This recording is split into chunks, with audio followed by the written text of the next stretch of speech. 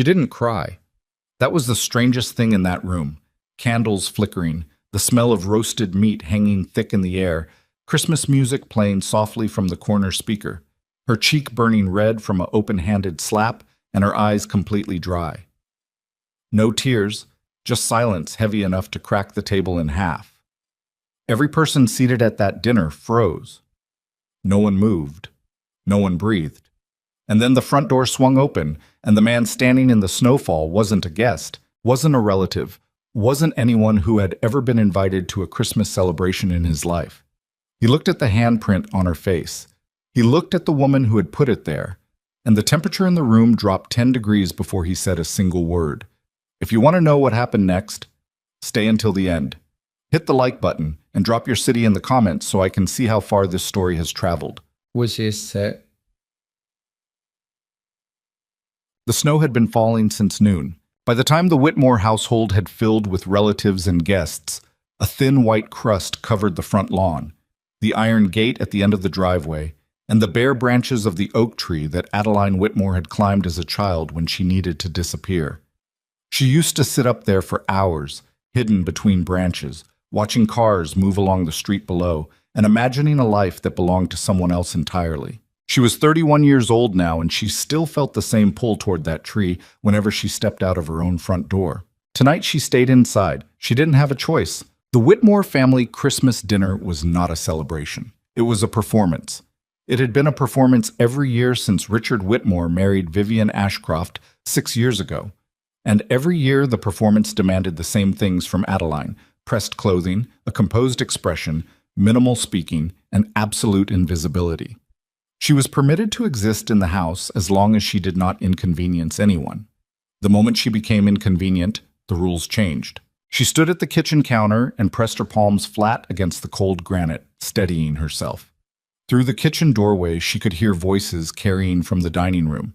Her father's forced laughter, Vivian's practiced warmth, the polite murmuring of guests who had driven 40 minutes through a snowstorm, because declining the Whitmore holiday invitation was professionally unwise. Richard Whitmore still held enough connections in this city to make a snub painful. It didn't matter that those connections were fraying. The image remained. The performance continued. Adeline lifted the serving dish and carried it toward the dining room. The table was long enough to seat 14, and tonight it seated 12. 2 empty chairs at the far end, the ones Vivian always left conspicuously unfilled to suggest the family had simply run out of people worthy enough to invite. Crystal glassware.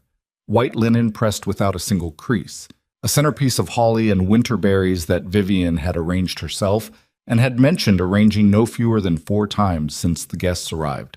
At the head of the table sat Richard Whitmore, 62 years old, silver-haired, wearing the easy smile of a man who had spent 4 decades learning to look confident in rooms that were slowly collapsing around him. He looked well. He always looked well. That was his particular talent. Vivian sat to his left, in a burgundy dress that had cost more than Adeline's monthly living allowance. She was 50, and she looked 40, and she knew it, and she wanted everyone else to know she knew it. Her hair was dark and smooth, and her jewelry was understated in the way that only very expensive jewelry can be understated. She was laughing at something one of the guests had said. A real estate attorney named Gordon Hale, who had the particular quality of laughing slightly too hard at everything, and her hand rested lightly on the stem of her wine glass with the practiced elegance of a woman who had rehearsed this version of herself so many times, the performance had become instinct. She did not look at Adeline when Adeline set the serving dish on the table. She never did, not directly. Vivian operated through periphery, a slight narrowing of the eyes, a small adjustment in posture, the particular way she angled her chin when Adeline entered a room, as though acknowledging Adeline fully would be a concession she wasn't prepared to make. It was a sophisticated form of erasure. Adeline had spent 6 years learning to read it. She took her seat at the far end of the table, 2 chairs removed from the nearest guest, and unfolded her napkin. Dinner proceeded. Courses moved in and out of the kitchen with the rhythm of a stage production. Soup, then bread, then the main spread of roasted meat and glazed vegetables that Adeline had spent 7 hours preparing while Vivian hosted the pre-dinner cocktail hour in the living room. No one thanked Adeline for the food. This was not unusual. The food simply appeared, which was the point. Adeline simply existed, which was also the point. She kept her eyes down and ate carefully and listened to conversations she was not invited to join.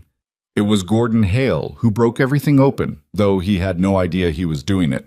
He was somewhere deep in a story about a commercial property deal, something about financing that had fallen through at the last possible moment, liens discovered on a building that should have been clean. And he said, with the casual authority of a man who dealt in these things professionally, "The frightening part is how many families are walking around right now, sitting on mortgaged homes they can't actually afford. Took out equity lines to cover lifestyle expenses. You'd be stunned how common it is, even in neighborhoods like this one." He gestured vaguely toward the window, toward the street outside, toward the postcard-perfect houses with their holiday lights and snow-dusted driveways. "Looks like security often isn't." Richard Whitmore's smile remained completely unchanged. That was what years of practice gave you, the ability to keep smiling while your body temperature dropped. Vivian reached for her wine glass. Adeline, without thinking, said quietly, "This neighborhood specifically has seen 3 foreclosures in the past 18 months. She said it the way you say something when you are simply contributing factual information to a factual conversation, the way you might mention the weather or the time. She was not trying to say anything else. She was not trying to expose anyone or draw attention or start anything. She was trying to participate in a dinner conversation for perhaps the first time in 6 years, because Gordon Hale had said something true, and she had known something true in response to it. And for one unguarded moment, she had forgotten where she was and who was sitting 20 feet away watching her. Gordon Hale raised his eyebrows in polite interest. "That right? You follow the property market?" "Somewhat," Adeline said. "My father refinanced this house twice in the last 4 years." She said this plainly, the way you state facts, and it was only in the silence that followed that she understood what she had done. The silence lasted perhaps 3 seconds. Then Vivian set her wine glass down.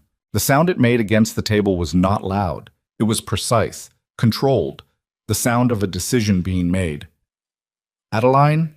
Her voice was light, almost musical, the voice she used when she was most dangerous. "Why would you share something like that with our guests?" Adeline felt the familiar cold move through her chest. You were just... Vivian smiled. The smile didn't touch anything above her cheekbones. "You were just humiliating this family in front of people who have come into our home on Christmas Eve. You were just announcing our private financial situation to a room full of colleagues and friends. You were just..." She let the word hang, "being you." Richard said nothing. He turned his wine glass slowly in his fingers and said nothing. "I didn't mean..." Adeline started. "You never mean..." Vivian stood. She did it slowly, with complete control, smoothing the front of her dress as she rose. "That's always the excuse, isn't it? You never mean anything, you just open your mouth and damage falls out, and then you look surprised when someone calls you on it." She walked around the table. Her heels were quiet on the floor. Several of the guests looked at their plates. Gordon Hale had developed a sudden intense interest in his water glass. 6 years. 6 years I have managed this household, managed your father's reputation, managed every crisis and every complication, and you..." She stopped beside Adeline's chair. "You sit at my table on Christmas Eve and broadcast our business to the room." "Vivian," Richard said. His voice was low. Warning or plea, it was impossible to tell. It didn't matter. He wouldn't do anything. He never did anything. "Don't," Vivian said without turning around. Her eyes stayed on Adeline. "Don't you dare defend her right now." Adeline stood. It was a reflex. When Vivian got close, her body wanted vertical space, wanted to be upright rather than sitting and looking up. She pushed her chair back and stood, and she said, keeping her voice as steady as she could manage, "I'll go back to the kitchen." She turned. Vivian's hand caught her across the left cheek. The sound was flat and sharp and completely out of proportion to the careful, controlled performance of the evening. Several people gasped. One woman made a small, wounded sound. The blow was hard enough to turn Adeline's head, hard enough to send a white flash across her vision, and the pain arrived 1 full second after impact, the way serious pain always does, as though her body needed a moment to process what had just occurred. Adeline stood still. She did not put her hand to her cheek. She did not make a sound. Her ears were ringing, and the left side of her face was beginning to pulse with heat, and she stood in the middle of the Whitmore family Christmas dinner with 12 people watching her, and she made a decision. The same decision she had made every time before. The decision that was ground so deep into her, now it had stopped feeling like a choice and started feeling like anatomy. She did not react. She did not cry. She held her breath and held herself still and waited for the moment to pass. "Look at what you make me do," Vivian said. Her voice had gone quiet, almost sad. The performance had pivoted instantly from rage to injury, the way it always did. "Look at what you force." Adeline looked at her father. Richard Whitmore was staring at the tablecloth. The front door opened. She heard it before she processed it. A shift in the air, a gust of cold that reached all the way to the dining room, and then footsteps crossing the entrance hall with a quality that was different from any other footsteps she had heard inside this house. Not hesitant, not deferential, not the tentative approach of a late guest uncertain of their welcome. These were the footsteps of a man who assessed every room he entered and had already decided what he thought of this one. Damien DeLuca stopped in the doorway of the dining room. He was tall, not imposingly, theatrically tall, but tall in the way that announces itself before height becomes the point. Dark coat, no tie. The kind of clothing that was expensive without advertising that it was expensive. His face was angular and still, the face of a man who had learned early that stillness communicates more than movement. He was 40 years old, and he looked it, not worn out by it, but marked by it, the way good timber gets marked by weather. Dark hair, dark eyes, a jaw that had a scar along the lower left edge that he had never bothered to conceal. He stood in the doorway and took in the room. His gaze moved across the guests, registering them, filing them away with the efficient indifference of a man for whom other people are primarily logistical considerations. It moved across the table, the candles, the untouched food, Richard Whitmore's carefully arranged expression of calm. It moved across Vivian, who had turned and was now facing him with the composure of a woman recalibrating very rapidly. Then it landed on Adeline, and it stayed there.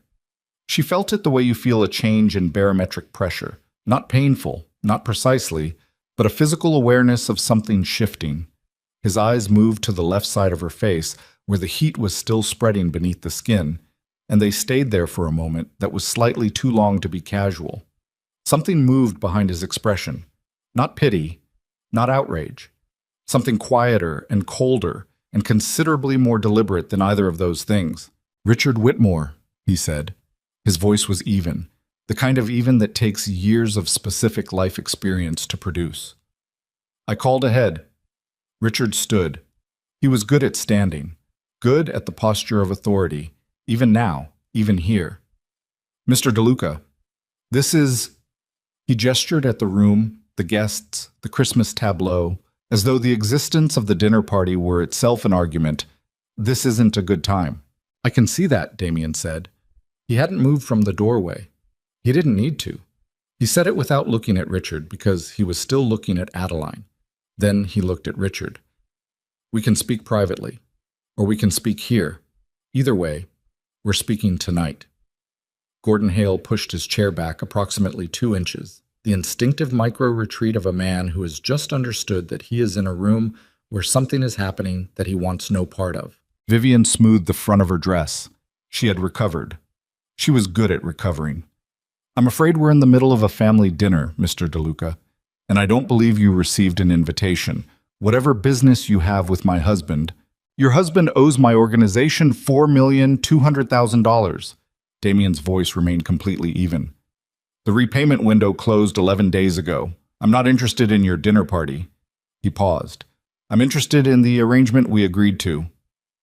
The room went the specific quiet of people who are trying to become furniture. Richard's composure fractured at the edges, not dramatically, not in any way a stranger would necessarily notice, but Adeline had spent 31 years watching her father's face, and she saw the fracture, the slight slackening below the eyes, the way his jaw shifted, the effort required to keep breathing normally.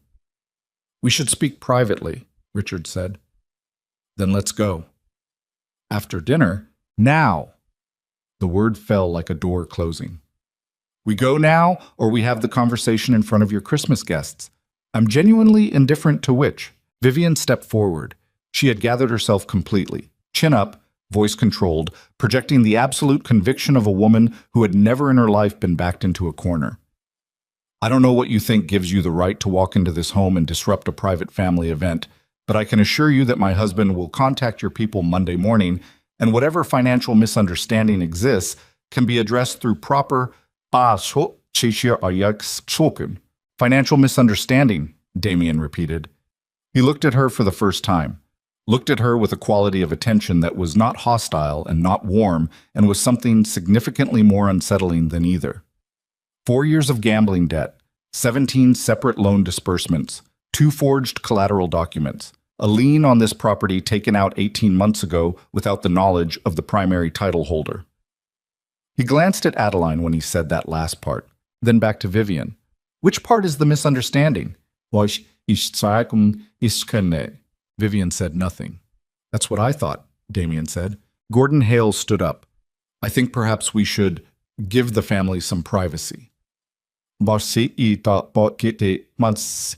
He was already gesturing to his wife, who was already reaching for her purse. The exodus was discreet but immediate. 3 other couples followed within 30 seconds. The awkward, mechanical efficiency of people who have decided that whatever is happening in this room, they would strongly prefer to hear about it secondhand rather than witness it directly. Coats retrieved from the front closet, brief murmured half apologies directed at no one in particular. The front door opened and closed, until the dining room contained only the Whitmore family and Damien DeLuca and the remains of a Christmas dinner that no one was going to finish. The candles burned. The Christmas music continued from the corner speaker for another few seconds before Vivian crossed the room and turned it off. The silence afterward was very complete. Damien moved to the dining room table and pulled out a chair and sat down as though the table and the chair and the room belonged to him. He rested one forearm on the linen tablecloth and looked at Richard. "Sit down," he said. Richard sat. He had no choice, and they both understood that. Vivian remained standing, which was her own particular choice. The refusal to sit when instructed was the last available gesture of defiance, and she was taking it. Her eyes moved between Damien and her husband with quick, calculating precision. Adeline had not moved. She was still standing in the same position where the slap had left her, slightly off-center from her chair, one hand resting on the table's edge. The left side of her face had moved from hot to aching. She could feel the shape of Vivian's palm in the skin of her cheek. Damien glanced at her. "You can sit," he said. His voice was different when he said it to her. Not softer exactly, but the evenness had shifted into something adjacent to human. "Or stand. Either is fine." She sat. She didn't know why. She didn't know why his permission mattered more than anything else in the room, only that in the particular disorder of this moment, someone offering her a choice felt like water when she hadn't realized she was thirsty. Damien turned back to Richard. "Here's where we are," he said. "The loan is $4.2 million. Interest has been compounding since the original window closed 3 years ago. Total outstanding is closer to 6.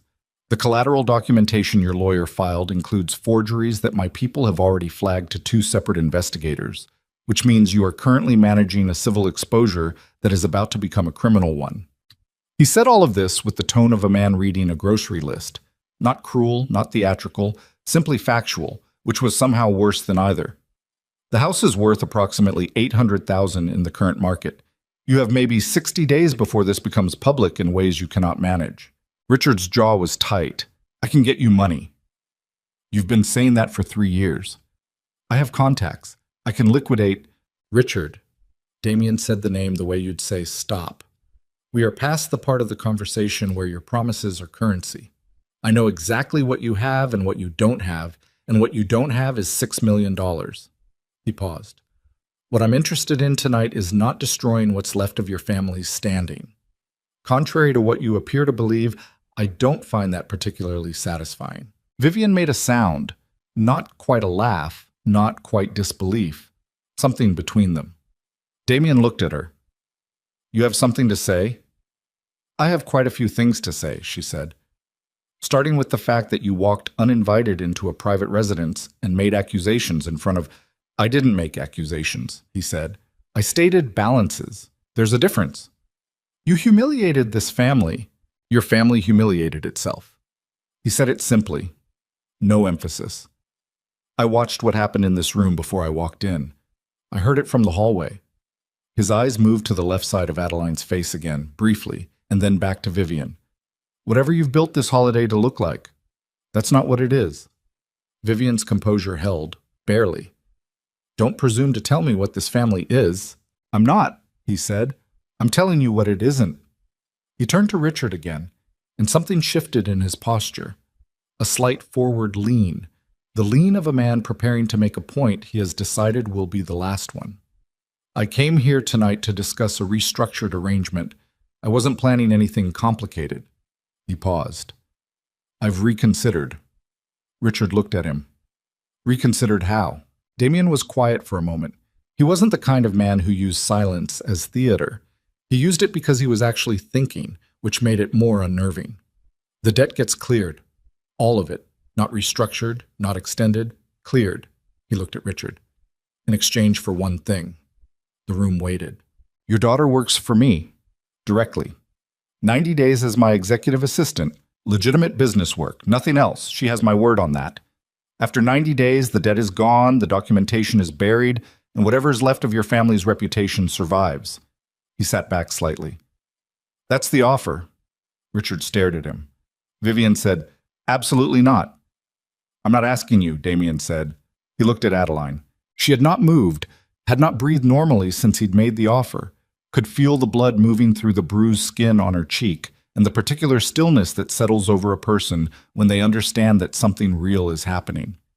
Not the performed dramas of this household, not another round of Vivian's controlled cruelty dressed as family necessity.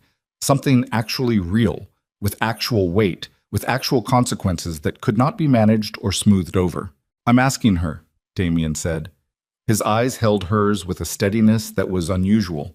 Not intimidating, not searching, just present, the way a person looks at you when they actually intend to hear the answer. It's her decision. I'm not taking her anywhere she doesn't agree to go. Adeline looked at her father. Richard was looking at the table. She looked at Vivian.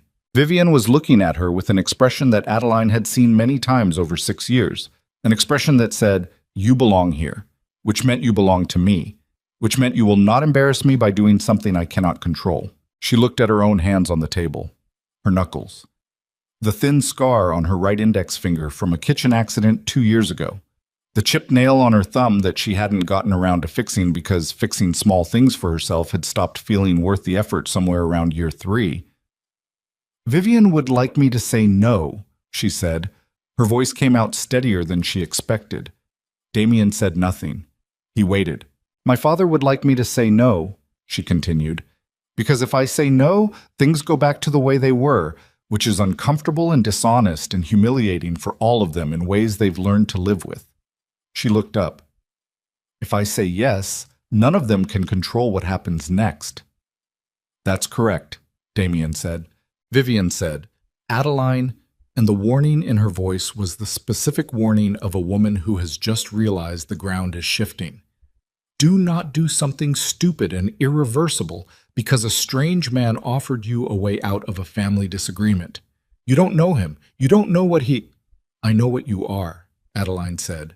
The words came out quiet and without particular force, and that was what silenced Vivian. Not the volume, not the anger, just the clarity. 6 years of clarity, assembled and finally stated, without apology, without performance. Vivian's mouth pressed together. Adeline looked at Damien DeLuca. 3 months, she said. Legitimate work.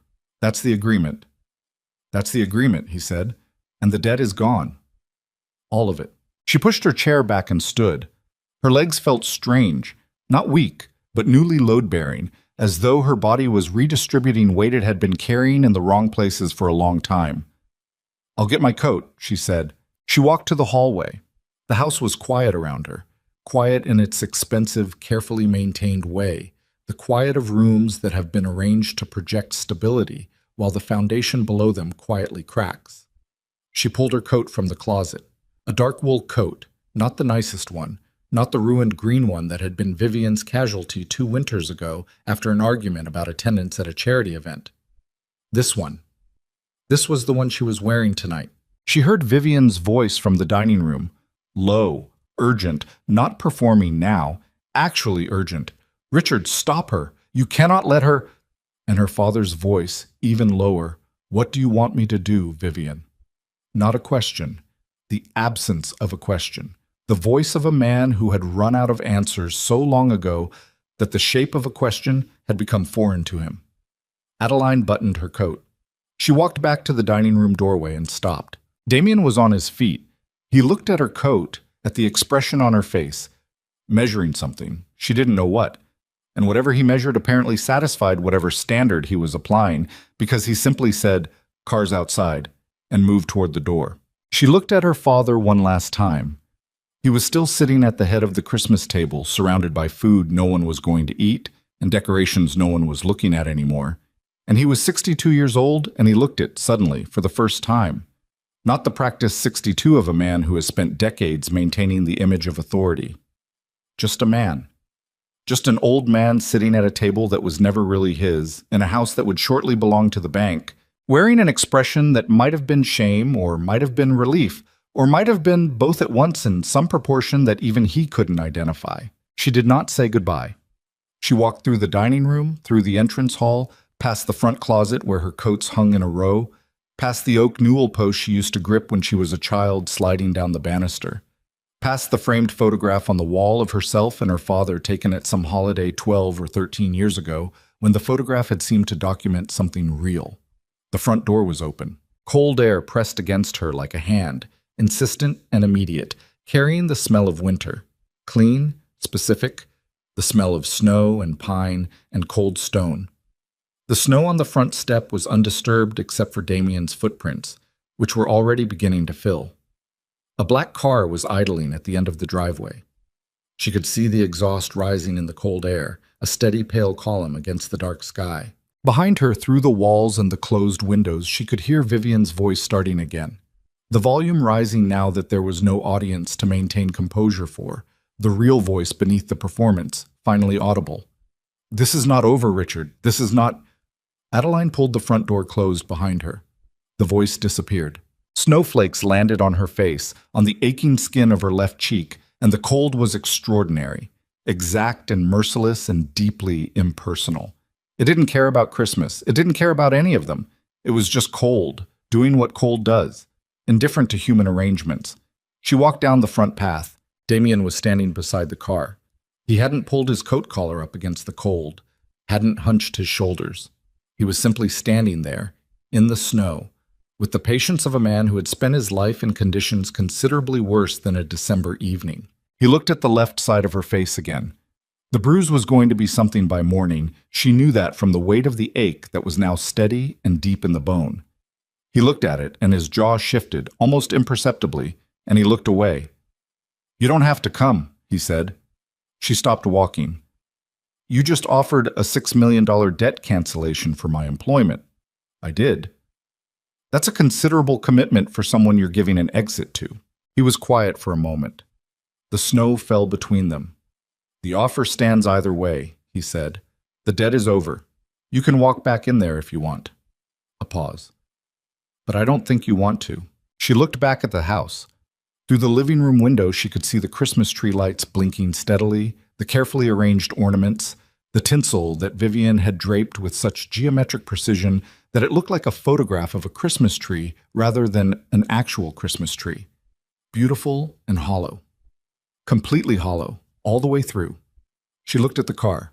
She looked at the man standing beside it, who had walked uninvited into a room where a woman was being hurt and had simply refused to look away, which was something no one had done in 6 years.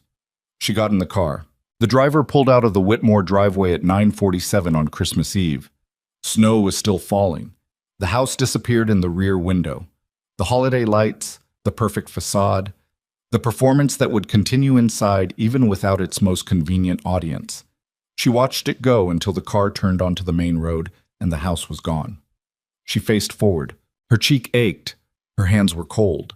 She was in a car belonging to the most feared man in the city, heading to a destination she hadn't asked about, on the basis of a decision she had made in less than 3 minutes. For the first time in longer than she could accurately remember, she felt something in her chest that was not dread. She didn't have a word for it yet. She sat with it in the dark and the quiet, watching the snow-covered streets move past the window. And somewhere on the elevated highway that curved above the old part of the city, she became aware that Damien DeLuca was watching her from the opposite seat, not staring, just watching. The way someone watches when they've noticed something they weren't expecting. She didn't look at him. "You should have cried," he said. "Most people would have cried." "I know," she said. The silence that followed was not uncomfortable. It was the silence of two people who have, by some improbable sequence of events, found themselves in the same unfamiliar territory and are each, separately, deciding how to proceed. She watched the city move past the window. Dark buildings, lit windows, streets empty and white and strange, in the way that cities get strange on Christmas Eve. All the ordinary machinery of human routine paused, and the underlying bones of the place exposed. It was almost beautiful. It was almost like starting over.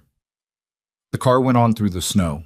Neither of them spoke again until the driver turned through a set of iron gates, and Adeline saw for the first time what Damien DeLuca's house looked like from the outside. Tall and stone and lit from below, the kind of house that has stood in one place long enough that it has stopped feeling like someone's property and started feeling like geography, like something that simply exists the way rivers and hillsides exist, without apology and without explanation. The gates closed behind them. She looked at them in the side mirror, solid iron, the quiet automated certainty of them swinging shut. And that was when she understood that the Christmas dinner was over. The performance was over. The life she had been living inside that house, inside that family, inside the careful construction Vivian had built around her. That was over. What came next? She didn't know. But the gates were closed and the snow was still falling. And somewhere on the other side of that locked door was a man who had, without explanation, walked into the wreckage of her evening and asked her what she wanted. She was going to find out what that meant. She was going to find out what he actually was, beneath the stillness and the reputation and the particular quality of his silence in the car just now. She was going to find out, and she already knew, with the specific instinct of a woman who has survived 6 years of one kind of danger, that whatever she was walking toward was going to require something from her she had never been permitted to use before. The car stopped. The driver opened her door. Cold air again. Snow on the stone steps. A door ahead of her, heavy and dark, and light behind it. She got out of the car. She walked forward. The door opened before she reached it. Not by Damien, who had moved ahead and stood to one side, but by someone inside, an employee. A man in his 50s who nodded at her with the neutral courtesy of someone who has seen many things arrive at this door and has learned to receive all of them without surprise. She stepped inside. Warmth. The smell of something burning in a fireplace somewhere deep in the house. The specific hush of a large building where the people inside have learned to move quietly. Damien stepped in behind her and the door closed, and she heard, faintly from somewhere impossibly far away now, a siren moving through the city. She wondered if it was going toward her father's house. She wondered if Vivian had called the police. She wondered if she should care. The warmth of the house moved into her coat, into her bones, into the cold skin of her aching cheek, and she stood in the entrance of Damien DeLuca's home on Christmas Eve and felt the warmth work its way in. Outside in the city she had just left, Vivian Ashcroft was picking up her phone. She was not calling the police. She was calling someone else entirely, and the number she was dialing was one that no one in the Whitmore household was supposed to know. The number Vivian dialed connected on the second ring. She was standing in the kitchen by then. The dining room was unbearable, all that food and candlelight, and the ghost of 12 people who had witnessed her humiliation and would spend their Christmas Eve describing it to their spouses in exact detail. She had sent Richard upstairs, not because she needed privacy, but because looking at him made her want to break something, and the things within reach were all expensive. "It's done," she said when the line picked up. She left with him. A pause on the other end, then a voice, male, carefully neutral, the voice of a man who had trained himself out of every vocal register that might convey surprise. "You're certain?" "I watched her get in the car." Vivian pressed 2 fingers against her temple. "I need to know if you can still move on this." "Moving on DeLuca requires more than an opportunity," the voice said. "It requires leverage." "She's the leverage," Vivian said. "She's in his house. She's going to be around his business, his operation. If she's willing, is she willing? Vivian was quiet for a moment. She looked at the kitchen counter, at the serving dishes Adeline had spent the afternoon filling, at the used apron folded over the oven handle, at all the small evidence of a person who had existed in this house for 6 years in the capacity of unpaid labor and convenient target. She won't be willing, she said. She doesn't know what I need from her. Then she's not leverage, the voice said. She's a variable. I'll manage the variable. Vivian's voice had gone flat and certain, the voice she used when she had already decided something and the conversation was merely administrative. What I need from you is a timeline. Can you move against DeLuca inside the next month? If I give you information about his operation? Another pause, longer this time. If the information is actionable, yes. It will be, Vivian said. She hung up. She stood in the kitchen for another minute, very still, the phone warm in her hand. Then she walked to the liquor cabinet, poured 2 fingers of bourbon, and drank it standing up. Richard appeared in the kitchen doorway. He was still in his dinner jacket, which looked absurd now, the costume of a performance that had already closed. He looked at the bourbon glass. He didn't say anything about it. You let her walk out of here, he said. She made her own choice. You could have stopped her. Vivian set the glass down precisely in the center of the counter. No, she said. I couldn't have. And you couldn't have either. And the sooner you accept that, the sooner we can focus on what actually matters. She's my daughter. She's $22,000 in annual household expense and 6 years of liability, Vivian said. And right now she's sitting in Damien DeLuca's car, which means she's exactly where she needs to be. Richard stared at her. What does that mean? It means go to bed, Richard. She picked up the glass again. I'll handle this. He looked at her for a long moment with an expression she had seen on his face before, the expression of a man who suspects something but has long since concluded that the cost of knowing for certain exceeds what he can afford to pay. He turned and went back upstairs. Vivian drank the rest of the bourbon. She was thinking about a name she had been keeping in reserve for 2 years, the way you keep a key you're not sure you'll need but aren't willing to throw away. The name belonged to a man named Carver Solis, who ran the Eastern Distribution Network for a syndicate that had been in quiet conflict with the DeLuca organization for the better part of a decade. She had been introduced to Solis at a fundraiser 18 months ago, introduced casually, the way people get introduced at fundraisers, and she had filed him away with the same careful efficiency she applied to all potentially useful things. She had not expected to need him this soon. She looked at the kitchen window. Outside, the snow was still falling on the empty driveway. On the tire tracks the car had left pulling away. She could still see the shape of them, the specific curve of the turn, already beginning to fill. She refilled the glass. She began to plan. Adeline slept badly. The room they gave her was on the 3rd floor of Damien's house, large, quiet, smelling faintly of cedar and something else she couldn't identify, a cleaning product or a wood polish or simply the accumulated scent of a well-maintained old building. The bed was enormous, and she lay in the center of it and stared at the ceiling and felt the pulse in her cheek like a second heartbeat. Around 2 in the morning, she gave up and went to the window. The city spread below and to the east, dark and white, and mostly still. A few moving headlights on the distant highway, the orange glow of a convenience store 3 blocks down. Snow on rooftops. Snow on parked cars. The specific silence of a city that has paused for the holiday, all its ordinary noise held in suspension. She pressed her forehead against the cold glass. She was thinking about the phone call. Not Vivian's phone call. She didn't know about that yet. She was thinking about the call she had not made, the one to her friend Petra, who lived across town and who had left 3 unanswered texts on Adeline's phone during the dinner. She hadn't answered them. She hadn't answered anything. She had simply left. She pulled the phone out and looked at it. Petra's last text read, "You okay?" You went quiet. That was at 9:30. It was now 2:14. She typed, "I'm okay. Something happened. I'll explain when I can." She stared at it. Then she sent it, put the phone face down on the windowsill, and looked back out at the snow. Something happened was the most compressed and inadequate description of the evening she could construct. She had been slapped at the Christmas dinner table. A man who ran organized crime in this city had walked through the door. She had agreed to work for him. She had left the only home she'd had access to for the last 6 years.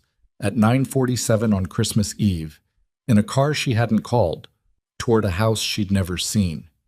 And now she was here, and the bruise on her face was dark enough to see in the window's reflection, and her hands were steady on the glass. The steady hands were the thing she kept returning to. They had no business being steady. She went back to bed. She didn't sleep, but she lay still, and stillness was enough. Morning came gray and cold. She heard the house before she saw it. Voices below, the sound of movement, the particular density of a building with multiple people awake and operating in it. She dressed in yesterday's clothes and came downstairs and found the kitchen occupied by a woman in her 60s named Carla, who managed the household with the cheerful, implacable efficiency of someone who has been doing a specific job for so long that it has ceased to be a job and become simply the shape of her days. Carla gave Adeline coffee without being asked and looked at the bruise on her face without comment. "Mr. DeLuca is in the East Study," she said. "He's expecting you at 9. It was 8:40. Adeline drank the coffee standing at the kitchen counter and felt the warmth of it move through her, which was the closest thing to comfort she'd felt in roughly 12 hours. The kitchen was warm and large and utilitarian in a way the Whitmore kitchen had never been. That kitchen had been arranged for display, for the impression of domesticity without the actual labor of it. This kitchen was arranged for use. There was a difference she felt in her body rather than her mind, a kind of release in the shoulders. She found the East Study at 7 minutes to 9. Damien was already at his desk. He was in a different suit, dark charcoal, no tie again, the collar button open at his throat, and he had a phone to his ear when she entered, but he held up one finger and gestured to the chair across the desk without breaking whatever conversation he was managing. She sat. She listened to his side of it, which was brief and largely numerical. Figures, dates, a single firm negative on something she couldn't identify. And then he set the phone down and looked at her. He looked at the bruise on her face. His jaw moved, that same almost imperceptible shift she'd seen last night in the driveway. He looked away. "How do you feel?" he said. It was not asked with particular softness. It was asked with the direct practicality of a man who wants a specific answer to a specific question. "Fine," she said. "That's not an answer." "The bruise is worse this morning than it was last night," she said. "I slept in intervals. The room is good. The coffee is good." She paused. "That's all of it." He studied her for a moment. "Okay," he said. He opened the folder on his desk and turned it toward her. "These are the 3 primary business structures you'll be managing: real estate acquisitions, logistics contracting, and a restaurant group that's been hemorrhaging money for 18 months because no one's been watching the accounts closely." He pointed at the 3rd section. "That last one is yours first. I need to know where the losses are coming from by the end of next week." She looked at the folder. Numbers, property listings, contract summaries, financial statements going back 4 quarters. She picked it up and started reading, and the reading itself was steadying in the particular way that concrete work is steadying. It gave her mind somewhere specific to go instead of circling. "You have a background in accounting," he said. "Not a question. Finance degree. 2 years at an audit firm before my father asked me to come home and help manage the household." She turned a page. Manage was the word he used. Damien said nothing. He turned back to his own work. They sat in silence for 40 minutes, which should have been uncomfortable and was not, which was itself a strange and notable thing. It was Marcus who broke it. Marcus was Damien's second. She met him when he knocked twice and entered without waiting. A man in his mid-30s with a face that looked like it had been introduced to a few doors and had formed no particular grudge about it. He was carrying a tablet and wearing an expression that meant news Damien wasn't going to enjoy. "We've got a problem," Marcus said. He glanced at Adeline, back to Damien. "I can come back." "She stays," Damien said. Marcus absorbed this with a single nod, the nod of a man who has learned that his employer's decisions are not opening positions. "Solis moved on the Hartwell Street warehouse last night, 3 in the morning. They took the manifests and left the merchandise." Damien set his pen down. "They took the paperwork, just the paperwork, left everything else, which means they weren't there for what was in the building. They were there for documentation." Marcus turned the tablet around. Photographs from a security system, timestamp 3:07 a.m., figures in the warehouse moving with the focused efficiency of people who know exactly what they're looking for and where to find it. Clean entry, clean exit. 40 minutes inside. Our guy at the door had a quiet night, which means they handled him before he knew they were there. Damien looked at the photographs for a long time. His face was very still. How did they know about the warehouse? He said. Marcus shook his head slowly. We're running that now. Short list of people who had that location. Very short. How short? 6 names, including 2 people in this house. The room was quiet. Adeline looked at her financial statements and understood that she was now present in a conversation she had not been cleared for, and that leaving was no longer a viable option, because leaving would communicate something she didn't want to communicate, which was that she had something to protect. She kept reading. Damien looked at her. She felt it without looking up. You didn't tell anyone where you were going last night, he said. I didn't know where I was going last night, she said. I got in a car. I didn't have an address. A pause. Your stepmother. She looked up. What about her? She made a call approximately 11 minutes after you left the house. We monitor calls placed to certain numbers. The number she dialed connects to a relay that we've been tracking for 8 months. He said it with the same flat factual quality he used for everything else. She called Carver Solis. Adeline set the folder down. She thought about Vivian in the kitchen. Vivian with her bourbon and her calculation. Vivian who had already begun pivoting before the car had cleared the driveway. Vivian who treated disruption as material rather than disaster, because Vivian had never in her life encountered a situation she couldn't convert into a transaction. She thought about all of this and felt something move through her that was not quite anger and not quite grief and was somewhere in the specific geography between them. The particular feeling of having a suspicion confirmed that you had hoped would remain a suspicion. She called him the same night, she said, 40 minutes after you left. And last night someone hit your warehouse. Yes. Adeline looked at Marcus, then back at Damien. You think she gave Solis something? Information about your operation? I think she called a man who has been trying to build a case against my organization for 2 years, Damien said. And I think she called him 8 hours before someone who works for that man walked into my warehouse and took every document connecting my logistics contracts to 6 different properties. He said it without inflection. What I don't think is coincidental. Marcus was watching Adeline now with the particular focused attention of a man whose entire professional function is the identification of threats. She held it. She didn't look away. I don't know what Vivian knows about your operation, she said. I didn't know you had a warehouse on Hartwell Street until 30 seconds ago. I didn't know Carver Solis existed until you said the name. Marcus said, her being here and Solis moving on the same night is a coincidence, Damien said. His voice was flat. Marcus looked at him. It's a coincidence, Damien said again. The second time it was quieter and considerably more definitive. Keep running the 6 names. Pull the warehouse logs for the last 30 days. I want to know which of those names accessed that location in the last month. He looked at Adeline. You're not the problem. She breathed. She hadn't known she'd stopped. But your stepmother is, he said. My stepmother, Adeline said carefully, is going to do whatever makes her position more secure. Whatever she told Solis, she told him because she thought it bought her something. Information for access. Access for protection. Protection for leverage over you. That's how she operates. She said it without satisfaction, just accurately. She doesn't care what happens to me in this house or what happens to your operation. She cares about surviving whatever comes next, and she'll build her survival out of whatever materials are available. Damien looked at her steadily. And you? And me what? What do you care about? She met his eyes.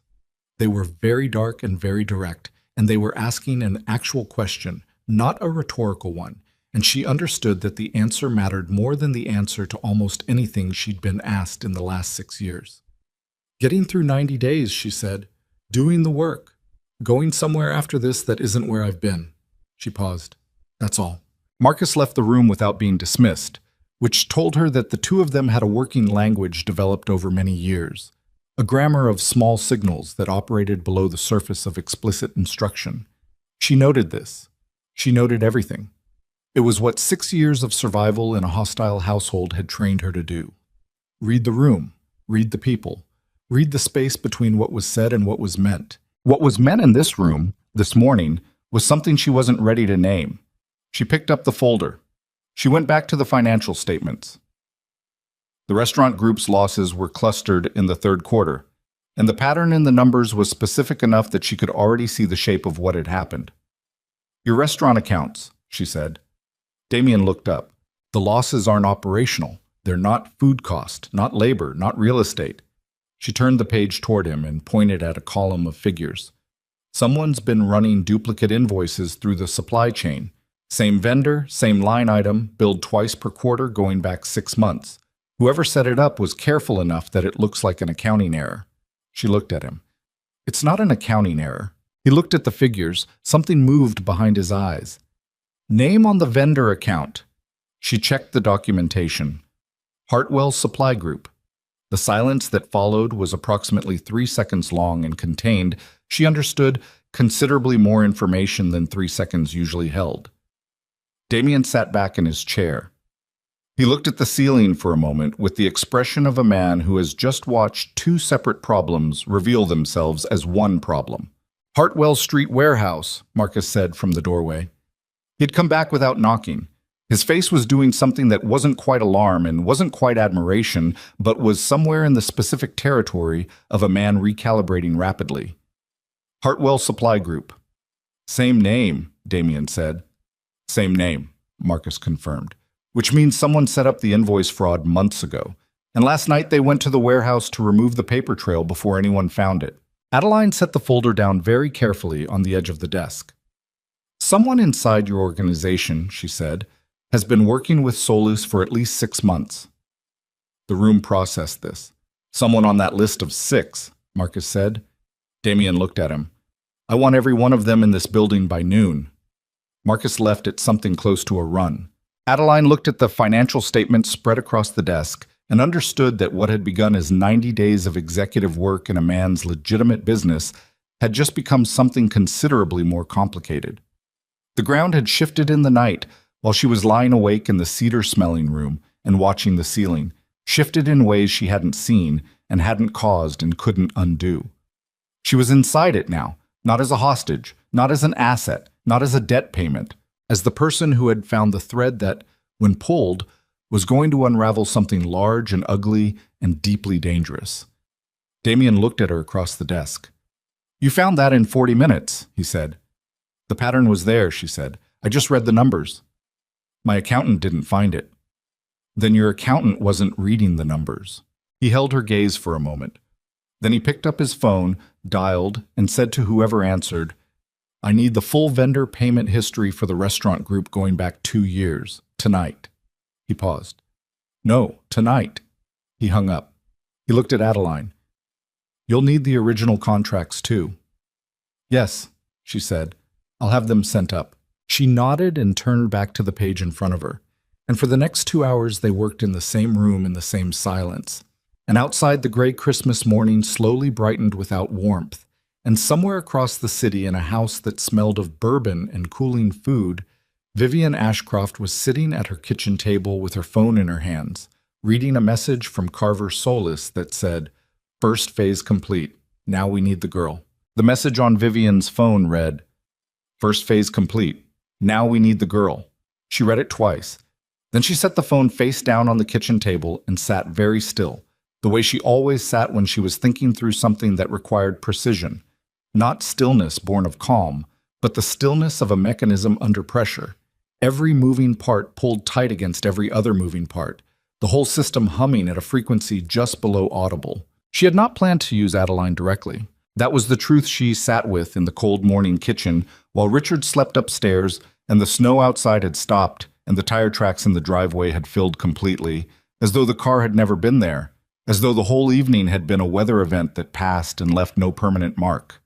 She had planned to use Adeline's proximity, the access she would have to DeLuca's operation, the documents she would handle, the conversations she would overhear. Passive intelligence, the kind you gather from a source who doesn't know they're a source. But Solus wanted more than that. She picked up the phone again and typed, Define need. His response came in under a minute. She's inside, we're not. Use her or lose the window. Vivian stared at the screen. She thought about Adeline at 7 years old, the year Vivian had married Richard, standing at the top of the staircase in this house, with her arms crossed and her chin up and her eyes dry in the specific way of a child who has decided that crying in front of strangers is a form of surrender. She had been a difficult child, not difficult in the way of tantrums or defiance, difficult in the way of a person who sees things clearly and cannot be persuaded to unsee them. It had made her inconvenient from the beginning. It made her useful now. Vivian typed, "Give me 72 hours." She put the phone in her pocket and went upstairs to wake Richard. Across the city, the 6 names arrived in Damien's building one by one between 11:30 and 12:15. Adeline watched them from the hallway as Marcus escorted each one to the conference room on the 2nd floor. She wasn't supposed to be watching. She had been given a desk in the East Study and a stack of original vendor contracts and a clear directive to keep working. But she had stepped out for water and the hallway gave a clean angle to the staircase. And she was a person who, when she had an angle, used it. 5 men and 1 woman, all of them employed by DeLuca in various capacities: logistics, property management, finance, security, all of them walking with the particular gait of people who have been summoned and know why and are managing, with varying degrees of success, the specific physical symptoms of that knowledge. Tight jaw, eyes that move too quickly, the studied neutrality of faces working very hard to project nothing. Marcus passed her on his way back down. He glanced at her. "You want to sit in?" he said. It was not quite a question. She thought about it for exactly 2 seconds. "Yes." He didn't look surprised. He didn't look anything. "Then come up when the first one's seated." She went back to the study, set down her water, picked up the vendor contract file, and went upstairs. The conference room was long and deliberately spare. A table, 8 chairs, no decorative anything. The kind of room that communicates through its own absence of comfort. Damien was already there, standing at the window with his back to the room, which she had begun to understand was a technique rather than a habit. He turned when she entered. He looked at the file under her arm. "You found more," he said. "The Hartwell Supply Group invoices connect to a shell structure," she said. 3 layers. Bottom layer is a holding company registered in a state with loose disclosure requirements. The signature on the original registration, she opened the file and set a page on the table, is a name I don't recognize, but the address listed is a property in your portfolio. Damien came to the table and looked at the page. His face did the thing it did when information arrived that completed a picture he hadn't been able to finish, a slight compression around the eyes. The look of a man whose patience with a particular situation has just run completely out. "Joel Raines," Marcus said from the doorway. He was looking at his tablet. "That address is the Kessler Street property. Joel Raines is on property management. He's one of the 6. Damien straightened. "Bring him first." Joel Raines was 44 years old and had worked for the DeLuca organization for 11 years. He was broad-shouldered and had the sunburned forearms of a man who spent time outdoors, and he entered the conference room with the careful composure of someone who had been rehearsing this moment since the summons came. He sat across from Damien without being told to sit, which was either confidence or the specific overcorrection of a man who needed to appear unafraid. Damien sat across from him. He did not have notes. He did not have the file. He simply sat with his hands flat on the table and looked at Joel Raines with the particular quality of attention that was Damien's most effective instrument, complete, unwavering, fully prepared to wait. Adeline sat at the far end of the table with the file open in front of her. Raines said, "If this is about the Hartwell property—" "It's about the Hartwell property," Damien said. "Then I can explain the variance in the maintenance logs. We had a contractor issue in Q2 that—" "Hartwell Supply Group," Damien said. Raines stopped. The silence that followed lasted perhaps 4 seconds. Adeline watched Raines' hands on the table. He had them clasped together, and the knuckles shifted slightly, a micro-adjustment in the grip. "I don't know what that is," Raines said. "You incorporated it," Damien said, 14 months ago. Delaware registration, your signature, the Kessler Street property address. You billed my restaurant group through that entity for services that were never performed, duplicate invoiced for 6 quarters, and the payments cleared because someone in accounts payable was also on your arrangement. He said all of this in the same measured tone he used for everything. "I'm going to ask you one time to tell me who else is on it and what you gave Solus in exchange for the access that let you run it this long." Raines said nothing. "Joel." Damien's voice dropped, not in volume, but in temperature. You've been with me 11 years. I know your daughter's name. I know where your mother lives. I know every good decision you made in this organization because I was the one who gave you the chances to make them." He paused. "I also know that whatever solace offered you, you knew exactly what you were doing when you took it. So let's skip the part where you pretend otherwise." Rains's jaw was working. His eyes had gone to the table. "They came to me," he said finally. His voice had dropped, gone rough at the edges. 8 months ago. Said they had documentation from a previous deal that would put me inside. Said they'd move on it unless I helped them build a case against you." He looked up. "It wasn't a choice." "It was exactly a choice," Damien said. "They had my name on things I didn't—" "You came to me," Damien said. 11 years ago you came to me with nothing, and I gave you work and a living and a reason to get up in the morning, and when someone put pressure on you instead of walking through my door, you opened theirs." His voice remained even throughout. That was the thing Adeline kept noting. The evenness was not control over anger, it was something colder and more permanent than anger. "What did you give them?" Rains pressed his clasped hands against his mouth for a moment, a gesture that was almost prayer and was certainly desperation. "The warehouse location, 3 property addresses, a schedule of movement for the eastern logistics routes." Marcus, standing by the door, made a sound that was not quite a word. "And the warehouse last night," Damien said. "I didn't know they were going in last night." Rains looked up. He was sweating now, a thin shine across his forehead. "I gave them the location 2 weeks ago. What they did with it is on you," Damien said. "What they do with everything you gave them is on you." He stood. "Marcus." Marcus stepped forward. Rains stood up fast. Damien, listen to me. I have a family. I have a daughter who is 9 years old. Whatever you're going to do, whatever you think is—" "You should have thought about your daughter before you opened that door," Damien said. He said it without cruelty and without satisfaction, and that absence of both was somehow the worst version of it. He walked to the window and stood with his back to the room again. "He doesn't leave the building. Find me the accounts payable contact." Rains was still standing. His hands were at his sides now, open, the specific posture of a man who has used up every available gesture and has nothing left to do with his body. Adeline watched him and felt something that was not sympathy and was not satisfaction, something more complicated and less comfortable than either. She looked at the file in front of her. She thought about Vivian's phone call. 40 minutes after she left. She thought about, "Now we need the girl." She didn't know about the message yet, but she felt the shape of it the way you feel a change in weather before the clouds arrive. Something in the pressure of the morning, something in the specific sequence of events. The too neat timing of the warehouse hit and the invoice fraud and Rains and all of it, organized in a pattern that had a logic she couldn't fully see but could sense the edges of. She closed the file. She looked at Damien's back at the window. "This isn't the whole thing," she said. He turned. "Rains is a component," she said. "The invoice fraud, the warehouse, those are operational.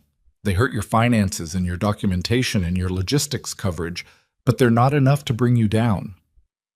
She kept her voice level. She was thinking out loud, which was a thing she had not been permitted to do in 6 years, and the act of it felt strange and necessary in equal measure.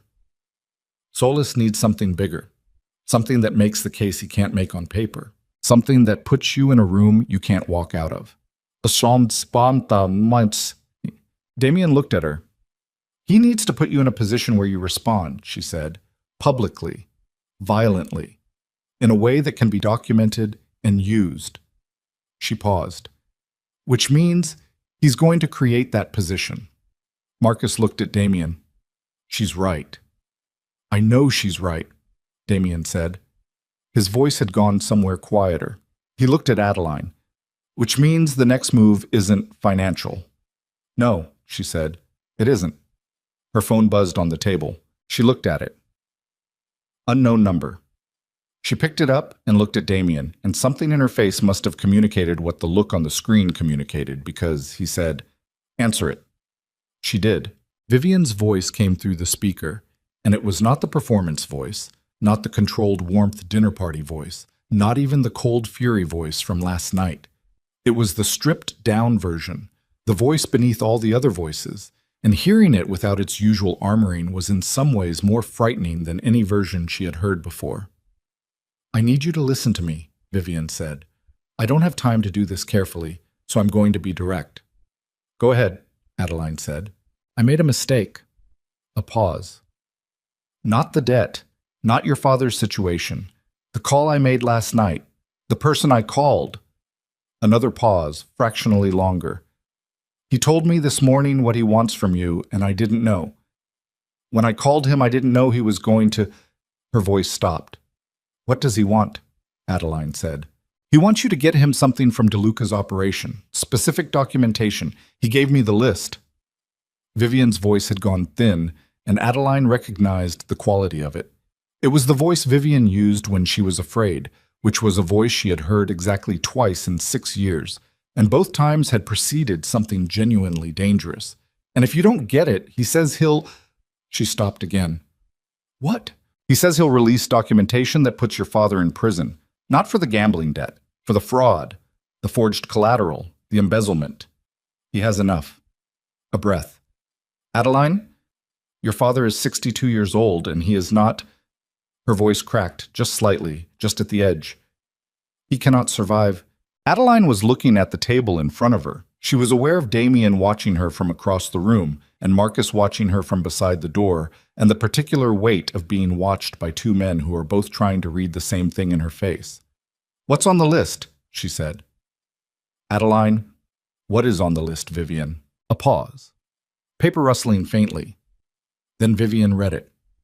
4 items. Property deeds for 2 buildings. A contract connecting the DeLuca logistics operation to a specific shell company. And a name. A name of an informant inside a government agency who had been providing Damien with advance notification of investigations for the past 3 years. Adeline wrote nothing down. She held the 4 items in her memory with the same careful precision she applied to numbers. If I give him this, she said, what happens? He destroys DeLuca's operation, Vivian said. Prosecutions, asset seizures, the whole... And my father. He says he'll bury the fraud documentation. He says... Adeline repeated the 2 words with no inflection. Silence. Vivian. Adeline's voice had gone very flat and very quiet. You called this man 11 minutes after I left the house. You gave him information about DeLuca's operation before you knew what he was going to ask in return. She paused. What did you actually give him last night? No answer. Vivian. The warehouse location, Vivian said. Her voice had gone almost inaudible. And the name of the contact inside the agency. Adeline set the phone down on the table. She did not hang up. She set it down and looked at Damien. He was looking at her with an expression she hadn't seen on his face before. Not anger, not calculation, but something rawer than either. Something that had the quality of a man who has just received news about something he had not fully allowed himself to care about until the moment it was threatened. She gave Solis the agency contact, Adeline said. Her voice was steady. She needed it to be steady. Last night, which means Solis knows who your informant is. Marcus said, if he moves on the contact before we can... He's already moved, Damien said. He was already reaching for his own phone. He dialed and waited, and the wait was 3 seconds too long, and she watched his face during those 3 seconds and saw the answer arrive before whoever was on the other end said a word. His jaw set. His eyes went flat. He lowered the phone. Tanner isn't answering. Tanner was, she understood, the name of the informant inside the agency. We need to get to him, Marcus said. We're too late to get to him, Damien said. If Solis moved on the warehouse at 3 this morning and moved on Tanner before dawn, then Tanner is already either compromised or gone. He looked at Adeline. And Solis knows that I know, which means he's already past the intelligence phase. He's moving to the pressure phase, she said. Yes. She picked up the phone. Vivian was still there. She could hear breathing, faint and unsteady. I need you to understand something, Adeline said. Whatever he told you, whatever he promised about protecting my father, he's going to use every piece of information you gave him, and then he's going to use you too, and there will be nothing left to protect when he's done. She said it without anger. It was simply true, and Vivian needed to hear it stated plainly rather than performatively. And Adeline had spent enough years watching Vivian perform that she understood the difference between what got through and what simply bounced off the surface. You need to tell me everything, every contact, Every piece of information you passed, every conversation, all of it. Not for DeLuca, for my father. The silence on the other end lasted a long time. Then Vivian said, in a voice stripped of everything except exhaustion, "Where do I go?" Adeline looked at Damien. He looked back at her. In the space between them was a calculation neither of them wanted to make out loud. Bringing Vivian Ashcroft into this building, into this operation, onto this side of the equation, after what she had done was a risk that had no clean analysis. She was a source of damage. She was also, potentially, the only complete picture of what Solis had. Damien gave a single short nod. "I'll send an address," Adeline said, and hung up. She set the phone down and looked at her own hands on the table. They were steady. She noted this with the detached curiosity she'd felt the night before at the window, that the steadiness had no business being there, and yet there it was. "Your stepmother is coming here," Marcus said. He said it like a man identifying something that has appeared in a room and needs to be correctly classified before anything else happens. "Yes," Adeline said. "She burned your contact. She triggered the warehouse hit. I know what she did," Adeline said. "Then why?" "Because she knows what Solis has and what he's planning and how far along he is," she said. "And because my father—" She stopped, started again. "Because there are two people in this situation who did something unforgivable, and one of them is already in your conference room, and the other one is the only person left who can help us understand what's coming." She looked at Marcus. "I know what she is. I'm not asking you to trust her. I'm asking you to use her." Marcus looked at Damien. Damien was looking at Adeline. "You've been here," he said quietly, "less than 24 hours. "I know," she said. "And you just positioned yourself between my operation and the woman who helped dismantle part of it." "Yes." He held her gaze for a long moment. Whatever he was reading in her face, he appeared to find it sufficient. He looked at Marcus. "Make room." Marcus left. Damien looked at her for another moment, one more second than necessary, long enough to be intentional. And then he turned back to the window. Outside, the December sky had gone the flat white of a day that has made its decision about color and committed to it. The city below moved in its ordinary patterns, cars and pedestrians, and the distant mechanical rhythm of a place that does not pause for anyone's crisis. And in a building 40 minutes away, Carver Solis was looking at a photograph taken from a camera positioned across the street from Damien DeLuca's front gate, a photograph taken 40 minutes ago, time-stamped and clear, showing a woman in a dark wool coat getting out of a car and walking up the stone steps. He sent the photograph to 3 separate phones with a single line of text. "Confirm target. Begin." Vivian arrived at 40 minutes past 2. She came in a car she had called herself, not a car anyone had sent, which told Adeline something about her stepmother's current state, that she was moving under her own logic now, not waiting for instruction, which was either a sign of genuine panic or the specific recalibration of a woman who had decided to change sides and wanted the gesture to be legible.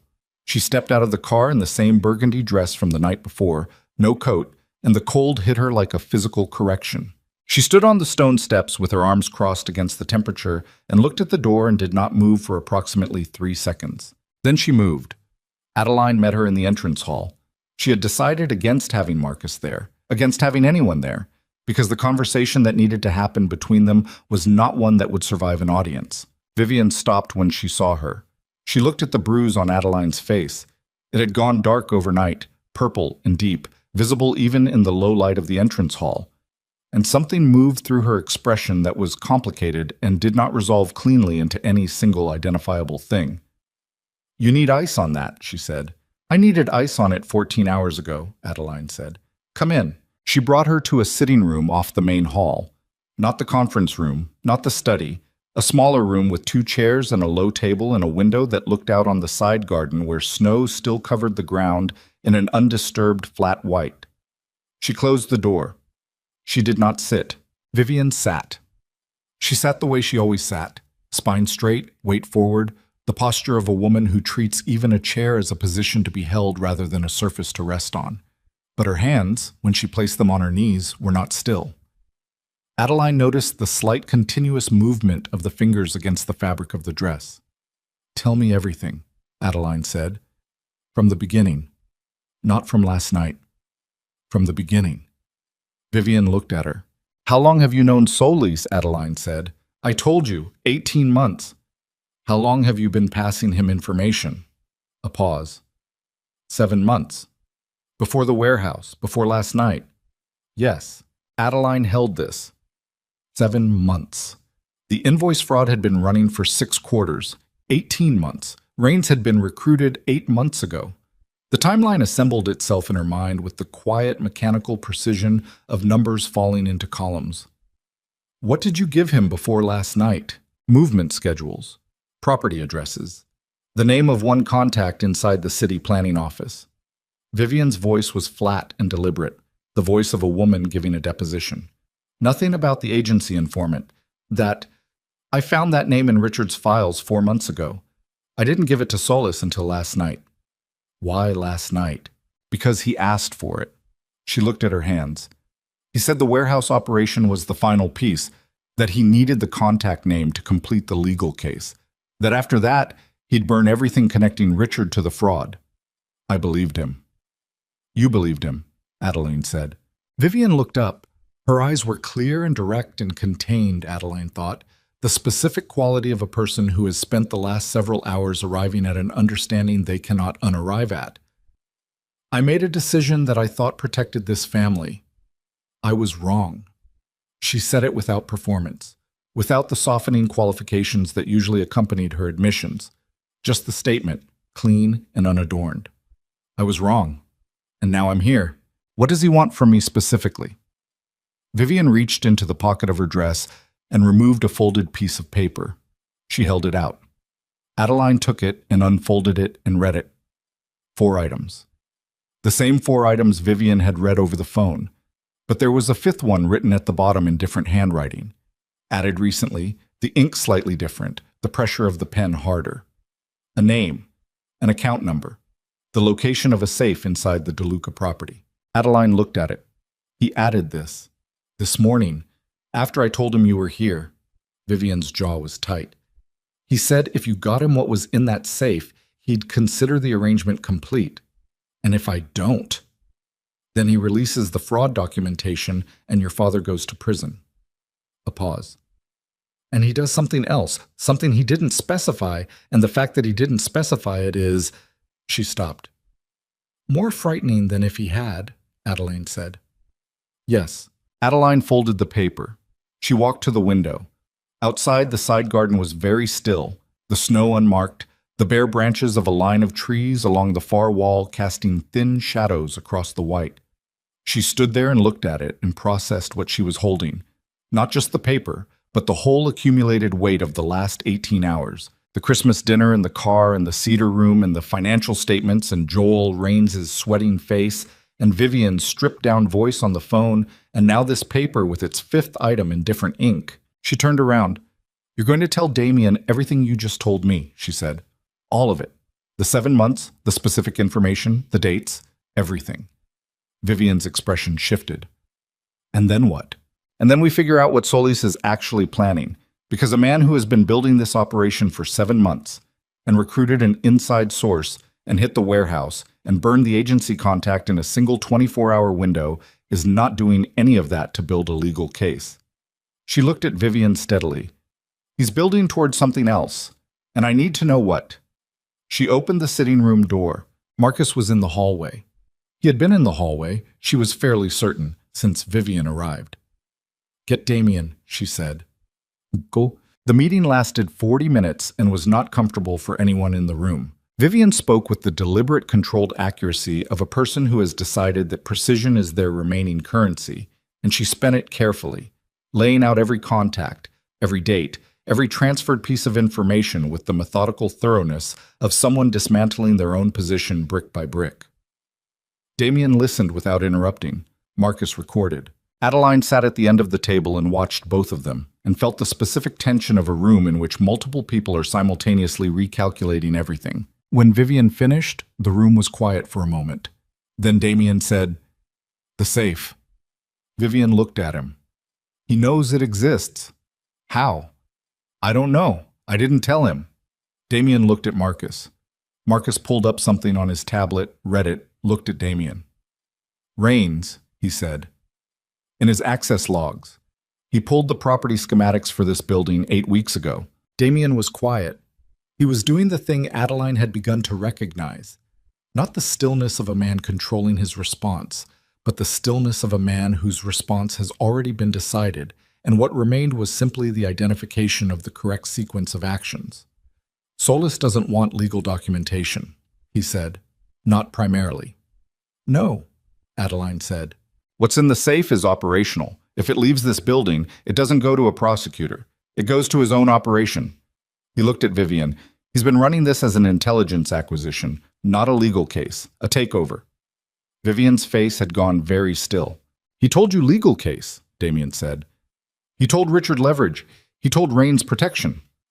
He looked at each thing in sequence, calmly. He told everyone the version of the story that made their cooperation feel rational. His eyes moved to the window. He's not interested in destroying my organization. He wants to own it. The room processed this. Then the exposure threat against my father, Adeline said. Real, Damien said. He'll use it. Not to protect himself, to move you. He needs you inside this building, with access, and he needs you motivated. He looked at her, which means he's going to escalate. He's going to do something in the next... He checked his watch. Few hours that makes you feel like you have no choice. Her phone buzzed. She looked at it. Unknown number again. Different unknown number. She answered. It wasn't Vivian this time. It wasn't anyone she recognized. A man's voice, level, professional, the voice of someone delivering a message rather than having a conversation. Ms. Whitmore, Mr. Solis would like you to know that your father was taken into custody 40 minutes ago. Federal agents. The fraud documentation was filed this morning. A pause. Mr. Solis would also like you to know that this can be reversed. He has the relationships to reverse it. He'll be in touch with specific instructions. The line went dead. She lowered the phone. She looked at Vivian. Vivian's face had gone the color of the snow outside. He moved on Richard, Adeline said. Vivian stood up. Her chair scraped back against the floor.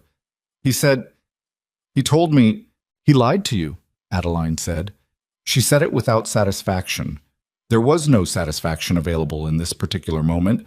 No currency of told you so that was worth anything in a room where her 62-year-old father had just been arrested on a December afternoon. She stood very still and felt the information settle into her body with the heavy, specific weight of something real and irreversible. He lied to you, and he moved on Richard before I could move on anything, which means the threat was never the threat. The threat was the motivation. Damien stood. He moved to the window. His hands were at his sides, and she could see in the set of his shoulders the particular contained force of a man who has been maneuvered into a position he did not choose and has now fully arrived at his response. He wants you to panic, he said. He was not talking to Vivian. He was talking to Adeline. He wants you to move fast without thinking because you're scared for your father. He wants you to take something from this house and walk out the door with it. I know, she said. If you do that, I know, she said again. He turned and looked at her. What do you want to do? The question landed the way his questions always landed, without cushioning, without the implicit offer of a suggested answer, just the bare question directed at her, as though her answer were the only relevant variable.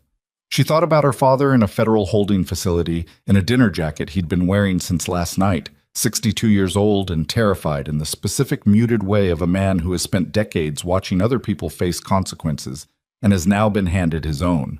She thought about him staring at the tablecloth while Vivian's hand came down across her face. She thought about every moment he had chosen not to act, not to protect, not to stand between her and the thing that was hurting her. And she held all of that alongside the image of him in that holding facility. And she did not try to resolve the contradiction, because the contradiction was not resolvable. She loved him. She was angry at him. Both things were fully true and fully present, and neither one canceled the other. I want to get my father out, she said, without giving Solis anything from this house, without running, without handing him the win he's designed this whole sequence to get. She paused. Which means we need to give him something that looks like what he wants long enough to get ahead of him. Marcus looked at Damien. Damien looked at Adeline. Go on, he said. He needs me to bring something out of this building, she said. He's watching the front, probably the back. He knows I know what he wants. What he doesn't know is whether I'm going to choose my father over your operation or your operation over my father. She looked at the paper on the table, the fifth item, the safe, the account number. We give him a reason to think I chose my father. We make it look like I'm moving, and then we're where he wants us, Marcus said, out in the open, on his timeline. Yes, she said, we're where he wants us, except we know what he's planning and he doesn't know we know. She looked at Marcus. What's in the safe? A pause. Documents, Damien said. Property deeds, some financial records. Nothing that isn't duplicated elsewhere in this building. So we can move it. Yes. Then we move it, she said. Tonight. We move it to wherever Solis expects it to be moved, and when he goes to take it, he walks into a room we've already prepared, Marcus said.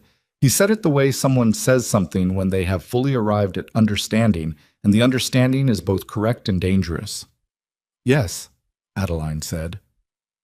The room was quiet for a moment. Vivian was standing beside her chair with her arms crossed, and her face composed in the way of a woman who has heard herself outmaneuvered and is working through the specific experience of that. She looked at Adeline with an expression that was not quite recognition and not quite apology, but was something in the space between the two. The look of a person encountering, perhaps for the first time, an accurate version of someone they thought they knew. She said nothing. We need a location, Damien said. He was already moving. Already in the transition from deliberation to execution that Adeline was beginning to understand was his natural state. Not the stillness was where he lived, the stillness was where he waited, and this was the end of waiting. Somewhere he'll believe. Somewhere he can move on without triggering everything he's been careful not to trigger. There's an abandoned building on Calloway, Marcus said. Former theater. We've used it before. He'll know it, Damien said. He'll know it, Marcus confirmed. Which is why he'll believe it. Damien looked at Adeline. You're the one he needs to see moving. You're the one who has to walk out of here with something in her hands and get in a car and go to Calloway. He said it plainly, without apology and without the performance of reluctance, because he was not a man who prettied up the ugly parts of a plan. If it's anyone else, he pulls back. If it's you, he moves, she said. Yes. She looked out of the window. The gray December light was going toward dark now, the short winter day already folding itself up. Out there, in a car parked somewhere with an angle on this building, someone was watching the gate and waiting for her to appear. She thought about the oak tree in the front yard of the Whitmore house, the one she used to climb when she needed to disappear. She thought about sitting up in it as a child and watching cars move through the street below and imagining a life that belonged to someone else. She was not in that tree anymore. All right, she said. You don't have to... Damien started. I know I don't have to, she said. She looked at him. How long do you need to get people to Calloway? 2 hours. Then we leave in 2 hours. She walked to the door and stopped. She turned back. Vivian was still standing beside the chair, still with her arms crossed, still with that expression that had no clean name. I'm going to get him out, Adeline said to her. Not warmly, not coldly. Just factually, the way you state a thing you have decided. Not for you, for him. She held Vivian's gaze for a moment. When this is over, what you did is still what you did. That doesn't change. Vivian said nothing. Adeline walked out. 2 hours went fast and slow at the same time. The way time moves when the body understands that something is coming and begins to experience every minute as both too long and insufficient. She changed into darker clothing. Marcus found her something from the house, plain and close-fitting, the kind of clothing that didn't announce itself. She ate something standing at the kitchen counter because Carla put it in front of her and said, "Eat," with the specific authority of a woman who has seen many things pass through this kitchen and knows which ones require fuel. She ate. She didn't taste it. She went over the plan with Marcus 3 times. The documents they would pull from the safe were real. Real enough to be convincing, duplicated elsewhere, expendable. She would carry them in a bag. She would walk through the front gate at the time they specified, visible to whoever was watching. She would get in a car. The car would go to Calloway. Damien's people would already be inside the building on Calloway, 4 of them. Marcus would follow in a separate car with 3 more. Solis would see her arrive. Solis would move. That was the plan. Plans, she knew, had the specific vulnerability of requiring other people to behave predictably. Solis had not, so far, been entirely predictable. She found Damien in the East study at 5 minutes to 8. He was standing at his desk, not sitting, standing, which was different from his usual, with his phone in his hand and an expression on his face that she had not seen before. It was not the stillness. It was the thing that existed when the stillness had been pushed past its limits, and what was underneath it had risen briefly to the surface. He looked at her. "Tanner's dead," he said. She absorbed this. "When?" "They found him an hour ago. Made to look like—" He stopped. His jaw was tight. It wasn't. It was Solis cleaning up the evidence of the burn. He set his phone down on the desk with a careful, controlled precision that communicated everything it was designed not to communicate. "He's not pulling back. He's accelerating." "Then we accelerate," she said. "This is not what I—" He stopped again. He looked at her with that expression still on his face, the raw one, the one she wasn't sure he knew was visible. "When I came to your father's house last night, I didn't plan for this. I want to be clear about that." "I know," she said. "You've been in this building for less than 24 hours, and I am asking you to walk out the front gate as bait for a man who just killed someone." "You're not asking," she said. "I offered." "Adeline." "Don't," she said. Her voice was quiet and direct and held a firmness that surprised her with its own completeness. It had come from somewhere she hadn't known was fully operational until it needed to be. "Don't make this a thing you have to talk me into or talk me out of. I know what I'm doing. I know what I'm walking into. I've spent 6 years in a house where someone was always trying to manage my decisions for my own good, and I am done being managed." She held his gaze. "Let me do this." He looked at her for a long moment. The expression on his face shifted, settled into something that was not the stillness but was a different kind of steadiness, the steadiness of a man who has heard something true and has chosen to honor it. "The car leaves at 8:15, he said. "I'll be at the gate," she said. She walked out of the study. In the entrance hall, she picked up the bag, dark canvas, the documents inside, and she stood for a moment with the weight of it in her hand and breathed. The house was quiet around her, warm, smelling of cedar and fireplace and the faint ghost of Carla's cooking. She stood in it and memorized it briefly, with the specific attention of someone who is not certain they will return.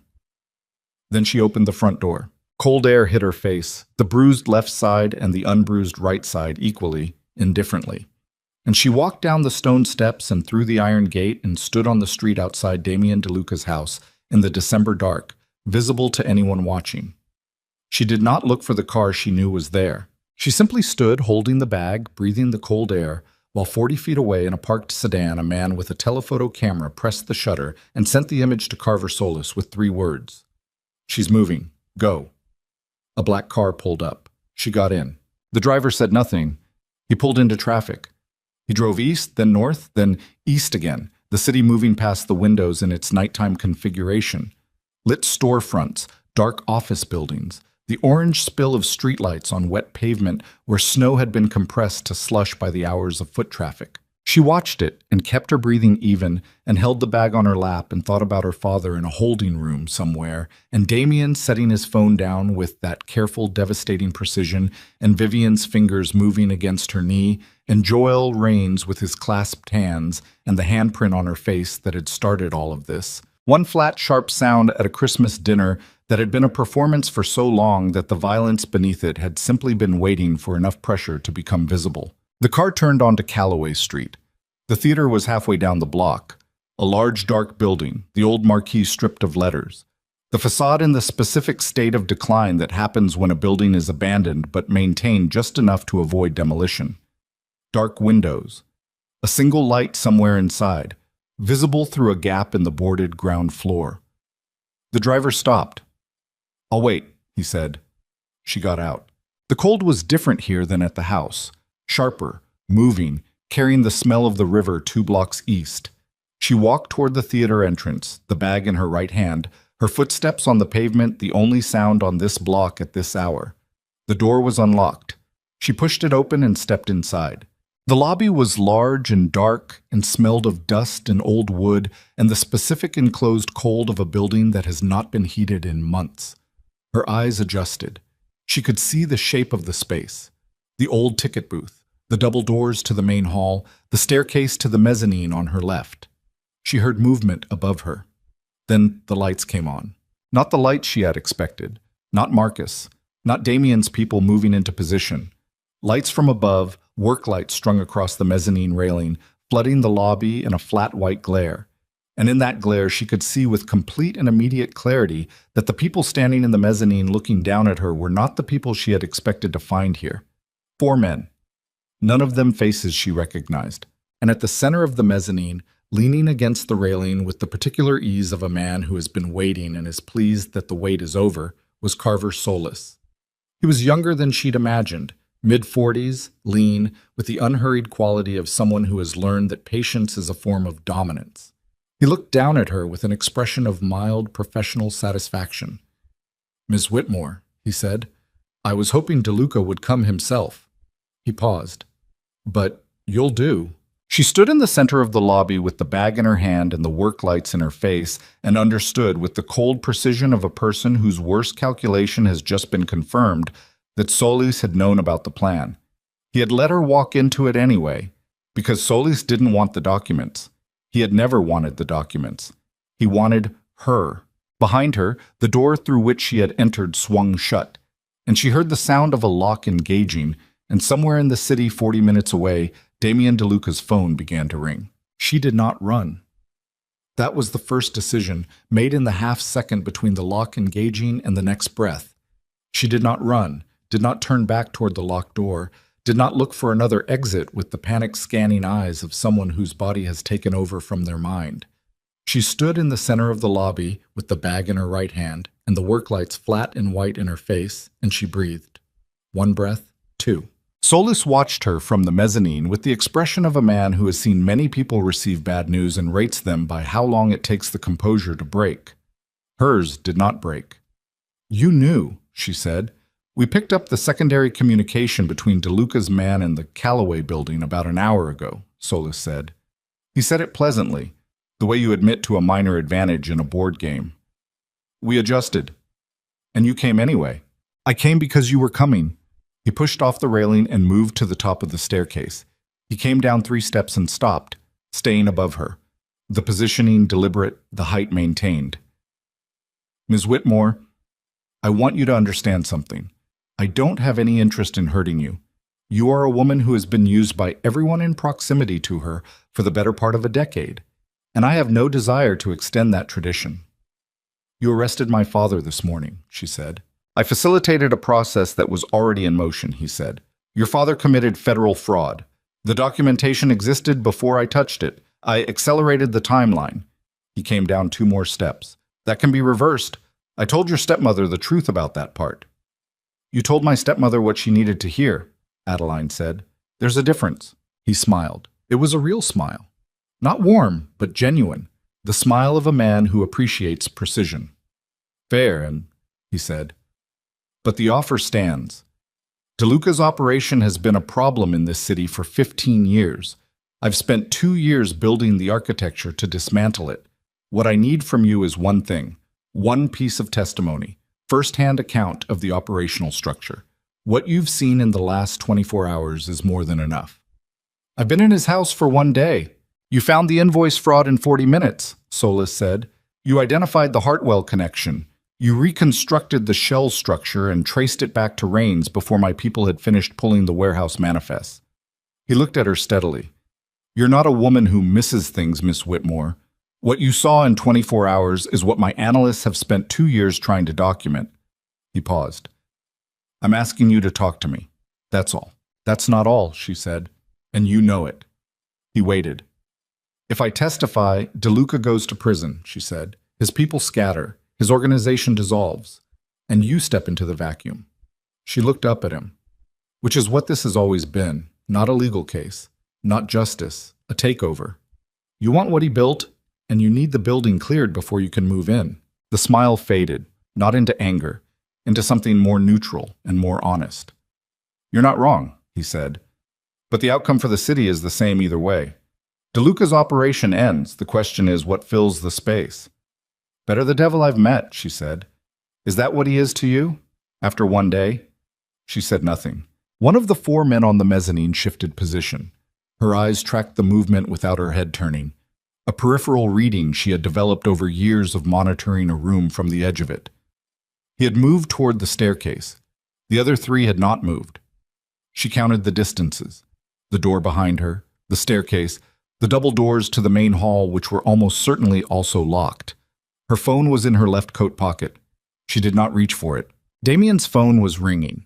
She knew this. Whether he answered it in time, whether Marcus had already been rerouted, whether anyone was 30 seconds away or 30 minutes away, she did not know. What she knew was the room she was in, the four men in it, and the man on the stairs who was waiting for her to make a decision. I'm not going to testify, she said. Solis absorbed this without visible reaction. Then we're going to be here for a while, he said. And your father is going to remain where he is. My father made choices, she said. The words were harder to say than she expected, and she said them anyway, because they were true and the truth was the only thing in this room she had full ownership of. He made choices for 20 years, and he's answerable for them. I can't fix that by burning someone else. Burning is a dramatic word for testimony that dismantles a man's life and hands his operation to the person who dismantled it, she said. Call it what it is. Solis came down the remaining steps. He was on the lobby floor now, 15 feet from her, and the four men above had all moved toward the staircase in the casual, synchronized way of people who have received a signal she hadn't seen him give. Ms. Whitmore, he said. His voice had changed. Still professional, but the pleasantness had been set aside the way you set aside a tool you've finished using. I've been patient with this conversation because I respect intelligence, and you have an unusual amount of it, but I've also been doing this for a long time, and I know that patience has a practical limit. He stopped. Tell me what I need to know about DeLuca's operation, and I'll have your father processed out by morning. Don't. And we'll have a longer and considerably less comfortable evening. She looked at him. She looked at the four men now arranged at the base of the staircase. She looked at the bag in her right hand. Then she threw it at the nearest work light. The bag hit the lamp housing, and the light swung violently on its cord, the beam sweeping across the lobby in a wild arc that strobed the room into lurching shadows and sudden dark patches. And in the half-second of visual chaos, she moved, not toward the locked door, not toward the staircase, toward the double doors to the main hall, because locked meant locked from the outside, and the main hall doors would be secured with interior hardware, and interior hardware meant she hit the doors at a run with her shoulder, and the left one gave, not fully, not cleanly. The latch cracked and the door swung inward with a sound like a gunshot, and she was through it and into the main hall before anyone on the mezzanine had completed a step. The main hall was vast and black. Her eyes found nothing for the first 2 seconds, just total dark and the smell of rot and old velvet and the specific cold of a space that has not known heat in years. She ran by memory and instinct, her hands out, her feet finding the floor in front of her by feel, and she ran toward where the stage had to be. Forward, downward slope of floor toward the front of the building, and that meant the stage was ahead, and the stage door was stage left, and stage doors opened outward, because fire codes had required outward opening stage doors for 100 years. She heard the double doors behind her bang open. Footsteps. More than one set. Moving fast and not cautious, which meant they had light sources, and she didn't. She ran harder. Her shin found the edge of the stage, a hard, specific pain, the kind that blanks thought for a full second. And she went up and over it by feel, scrambled onto the stage on one knee, came up running, turned left, hands out, found the wall, found the door frame, found the bar handle. She hit it with both palms. The door opened into cold air, and she was outside in the alley behind the theater, concrete and chain link, and the distant sound of the river, and the orange wash of a streetlight at the alley's end, and she ran. She ran toward the light. Behind her, the stage door banged against the wall, and someone came through it, and she could hear the footsteps gaining. Not all four of them, one, maybe two, the rest still navigating the dark inside. And she hit the end of the alley and turned right onto the street and ran directly into Marcus. He caught her by both arms. He was breathing hard. He had been running too, from the opposite direction, and behind him were 3 more of Damien's people and a car with its engine running and the doors open. "Building's compromised," she said, the words coming out in pieces between breaths. Solis knew. 4 men inside. "He's still—" "We know," Marcus said. "Get in the car." She got in. Marcus got in beside her. The car moved before the door was fully closed. "Damien?" she started. "Already inside," Marcus said. She turned to look at him. "What?" "He went in the front when you went in the back," Marcus said.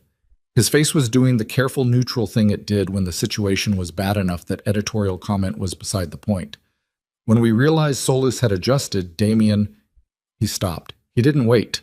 The car was moving fast now, turning back onto Calloway, and she could see through the windshield the front of the theater building.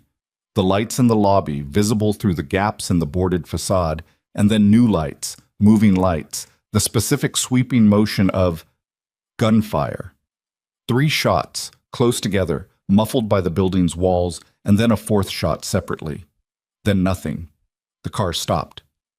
"Stay," Marcus said, and was out the door before the word finished. She stayed for approximately 4 seconds. Then she got out. The front door of the theater was standing open. She went through it. The lobby was different than she'd left it. One of the work lights had fallen and lay on its side, the beam cutting across the floor at ankle height and throwing everything above it into deep shadow. One of Solis's 4 men was on the floor against the far wall, conscious, his hands pressed to his left shoulder. Another was face down and not moving. The 3rd and 4th she didn't see. Solis was at the base of the staircase. Damien was standing in front of him. Marcus had the 2 missing men covered from the doorway. Damien had blood on his left hand. She saw it in the sideways light, dark and specific, a cut across the palm that had bled significantly. And he was standing with his weight forward, slightly uneven, and she understood that the left hand was not the only place he'd taken damage tonight. Solis was looking at Damien with an expression that had moved through all its previous configurations and landed somewhere she had not seen on his face before. "It's done," Damien said. His voice was rough at the edges. Exertion and something else. The specific roughness of a man who has been hit somewhere that affects the breath. "You're done." "You can't," Solis started. "Your operation is already gone," Damien said. "While you were running this theater performance, my people spent the last 2 hours at every address you gave Rains access to over the last 8 months.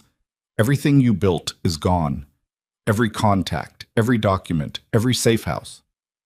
He paused. He breathed. The breath was not entirely even. "And the federal agency contact you burned, his supervisor, has been cooperating with a separate investigation into your organization for 6 months. You burned the informant and cleared the path for the case against yourself." Why? Solis said nothing. "You spent 2 years trying to take what I built," Damien said, "and you handed me what you built instead." In the sideways light from the fallen lamp, Adeline could see Solis's face complete its final recalculation. The intelligence was still there. It didn't go anywhere. It just became retrospective, turning back on the sequence of decisions that had produced this particular lobby at this particular hour, finding each point where a different choice might have produced a different outcome. He found them. She could see him finding them. They didn't help. "The girl's father," Solis said. He was looking at Adeline now, not Damien. "I can make that go away." "You can't make anything go away," she said. "You don't have anything left." He held her gaze. He looked, she thought, genuinely tired. Not defeated. Tired, which was a different and more honest thing. "You chose correctly," he said. It didn't sound like a compliment. It sounded like a conclusion. "Most people don't." Marcus moved forward. It was over. The police arrived at 11:40. Not because anyone called them, because the federal investigation that had been running parallel to Solis's operation, the one Damien had mentioned at the base of the staircase, had been monitoring Solis's communications for 3 months. And when his phones went silent at a specific address at a specific hour, the agents monitoring those phones had made their own decision about timing. Adeline sat on the theater steps in the cold and watched the street fill with vehicles and lights, and the organized motion of institutions doing their work. She had a jacket around her shoulders that someone, she wasn't sure who, had put there at some point. Her shin was swelling where it had hit the stage. She was very cold and very tired in the specific total way of a body that has spent 18 hours operating at the outer edge of its capacity and has now received permission to stop. Damien sat down beside her. He had his left hand wrapped in something, white cloth, improvised, already showing through in one corner. He sat with his elbows on his knees and looked at the street and did not say anything for a while. "Your hand," she said. "I know. You need—" "I know," he said. He looked at it briefly, looked back at the street. "It's not the hand that's the problem." She looked at him. In the light from the street, she could see what she'd suspected in the theater. His breathing was still not entirely right, a slight guarded quality to the way he held his torso, the careful stillness of someone managing pain in a specific location. "What did he do?" "One of his people," Damien said. "Doorway. Before Marcus got inside." He paused. "I've had worse." That's not reassuring. It wasn't meant to be reassuring. He looked at her. In the cold light from the street, his face was very direct and very present, the night's events written in the tension around his eyes and the set of his jaw and the fact that he was sitting on a theater step at nearly midnight in December because he had run into a building after her. "Are you hurt?" "My shin," she said. "And the bruise." The bruise was already there. "Yes." He looked at the left side of her face. He had looked at it many times over the last 18 hours. She had counted without meaning to count. And every time his gaze moved to it, something happened in the region behind his expression that he did not translate into words or action, but that was, she had become certain, a real and specific thing. "Your father," he said. They'll process him out," she said. "The fraud documentation. Solis was the one who filed the acceleration. Without him, without his cooperation, the case loses its shape. It doesn't disappear, but it loses enough structure that Richard's lawyer can work with it." She said this carefully, with the precision of someone who has thought it through completely and arrived at an answer they can live with, if not celebrate. "He'll face consequences, real ones, but he'll be out by morning. And then?" "And then he faces what he did," she said, "without me there to absorb the impact of it, without a household to manage or a dinner to cook or an appearance to maintain." She looked at the street. "He has to stand in it alone." Damien was quiet. "I'm not angry," she said. "I thought I would be. I've been waiting to be angry for 6 years, and the anger never came out the way I expected it to. It just—" She paused. "It turned into information. Everything Vivian did, everything my father didn't do. It just became information about what those people were, rather than something I needed to feel a specific way about." "That's not nothing," he said. "No," she said, "it isn't." A federal agent crossed the street toward them, looked at them, apparently decided that whatever conversation was happening on the theater steps was not his immediate priority, and moved on. "What happens to Vivian?" Adeline said. "She cooperated," Damien said. "Fully, from the point she arrived at my house. What she did before that," he paused, "is something she'll need a lawyer for. But she's not Solis. She's not Rains. She's a woman who made a series of very bad decisions motivated by a very recognizable kind of fear." He said it without generosity and without harshness, just factually, the way he said most things. "I won't move on her. She'll see that as mercy." "It isn't," he said. "It's arithmetic. She gave us more than she cost us." Adeline nodded slowly. That was, she thought, a fair accounting of Vivian Ashcroft, a woman who had spent her life treating other people as arithmetic and had ended up, finally, being treated the same way by someone better at the calculation. She thought about Vivian at the kitchen table with her bourbon. She thought about Vivian on the phone, voice stripped bare, saying I was wrong without the usual cushioning. She thought about the fingers moving on the knee of the burgundy dress. She didn't know what to do with Vivian. She suspected she never entirely would. Some things don't resolve. They just become part of the permanent landscape, features you learn to navigate around rather than through. "The 90 days?" she said. Damien turned his head to look at her. "The agreement," she said. "Executive assistant. 90 days, the debt gets cleared." She met his eyes. "The debt is cleared." "Yes," he said. "So technically," she said, I could leave tomorrow. He held her gaze. His expression did not change, and she had learned enough of his face in 18 hours to know that not changing was itself a kind of change, that the stillness was doing something specific, holding something specific in place with the deliberate pressure of a man who has decided not to influence an outcome he wants to influence. You could, he said.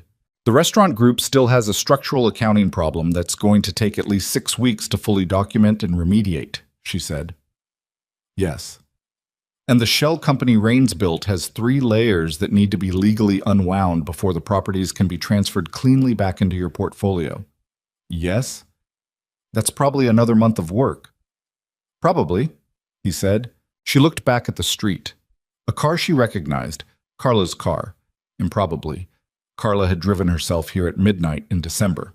Pulled up, and Carla got out with a thermos and a first aid kit, and the expression of a woman who has been doing this for enough years that midnight emergencies have ceased to produce any particular emotional response. They simply produce the need for coffee and bandages. Adeline watched her come toward them. I'll stay through the accounting work, Adeline said. After that, she paused. After that, I'll decide. Damien said nothing. Carla reached them. She handed Adeline the thermos and looked at Damien's wrapped hand and said, Hospital, in the tone of a woman who is not interested in negotiation. After the federal agents finish, Damien said. Now, Carla said. He looked at her. He looked at Adeline. She wins every time, Adeline said. I know, he said. He stood. He stood carefully, with the controlled effort of a man working around a specific location of pain, and he was upright before she could offer anything because he was precisely the kind of person who stands up on his own regardless of what it costs. He looked down at her on the step. You did well tonight. She looked up at him. I ran into a stage in the dark and hit my shin. Before that, I walked into a building I knew was a trap. Because you had to, he said. Because there was no other way to give us the opening we needed. He held her gaze. That's not the same as making a mistake. She thought about this. She thought about the 2 years she'd spent before his house. 2 years after the audit firm, inside the Whitmore household, managing a performance she hadn't written and hadn't agreed to perform and hadn't known how to exit. She thought about how long it had been since someone had looked at a decision she'd made in a hard moment and called it something other than a problem. Go to the hospital, she said. He went. Richard Whitmore was released at 6:40 the following morning. Adeline was not there when he came out.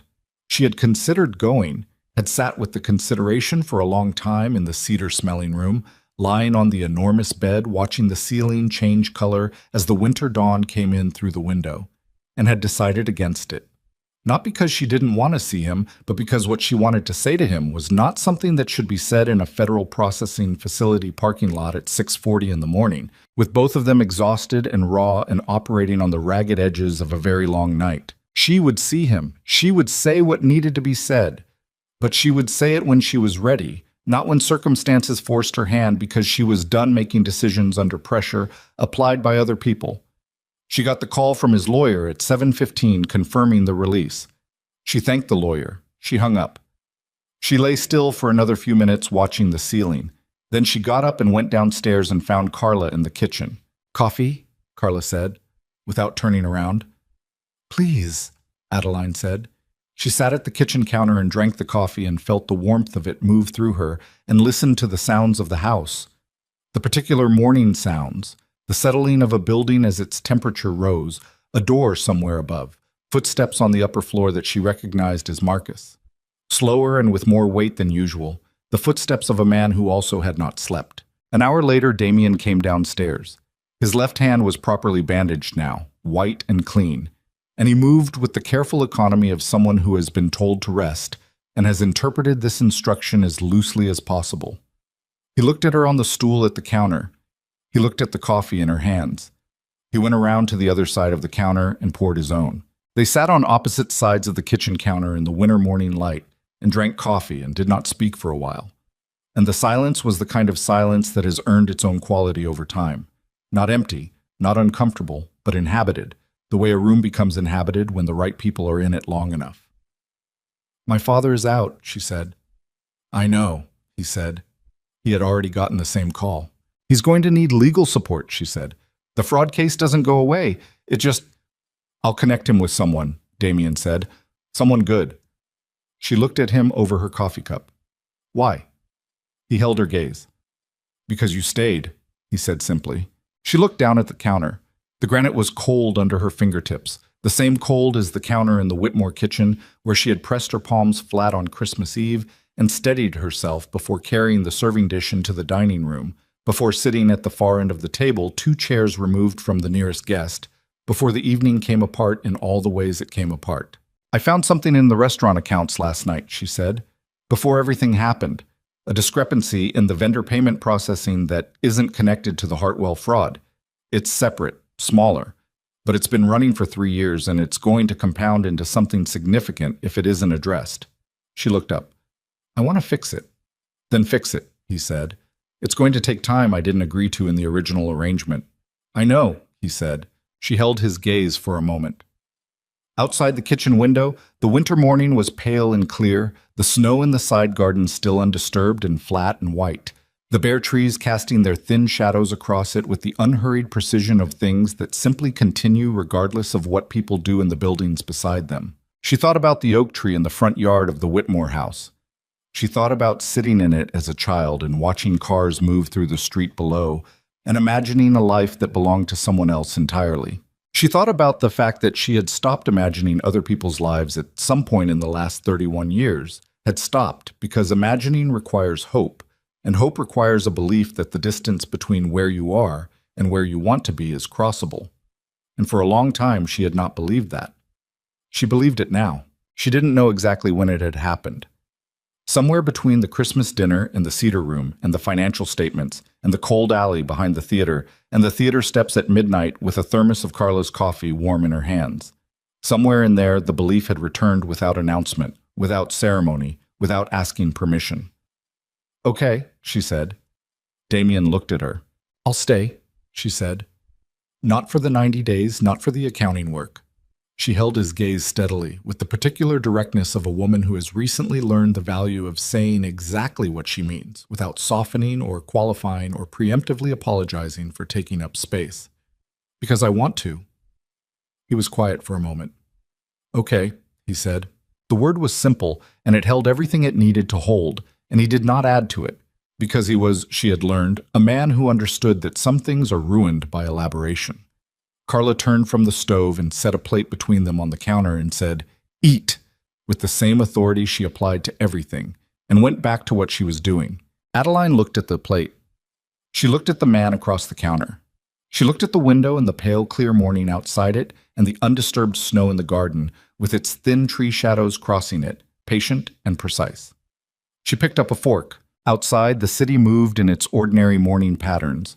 Traffic beginning, a dog somewhere barking twice and stopping, the distant compression sound of a garbage truck on a parallel street, a child's voice from somewhere in the next block, high and clear, and carrying through the cold air with the specific, uncomplicated energy of someone who has just woken up and has no memory of the night before. The Christmas dinner that had begun with a slap had ended with a city block of federal vehicles and a man with a bandaged hand sitting across a kitchen counter in the morning light. Nothing about it was clean. Nothing about it was simple.